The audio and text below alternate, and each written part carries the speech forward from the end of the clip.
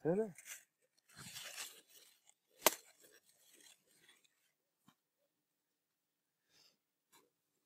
סך הכל פלפל יפה מאוד. רוצה לשאול אותי שאלות בעניין הזה? לא, קצת לגבי הפלפל עצמו, הגודל שלו, צורה שלו, הצימוח שלו. קודם כל, הגודל שלו הוא טוב, הוא שומר על פחות או יותר על אחידות בגודל, שזה בין לארג' לאקסטרה לארג', אבל יותר נוטה ללארג'. אפשר להסתכל גם מסביב פה על כל הפלפלים הירוקים שלא גדלו לממדי ענק. הפלפל השיח עצמו הוא גדל מדהים.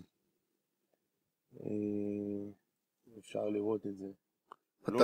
לא נופל מהזנים המובילים בצהוב, גם בכמות וגם באיכות הצמח. הוא בריא מאוד עד היום, אנחנו לקראת סוף העונה, וצריך הכל אפשר להגיד שאני מרוצה מאוד ממנו.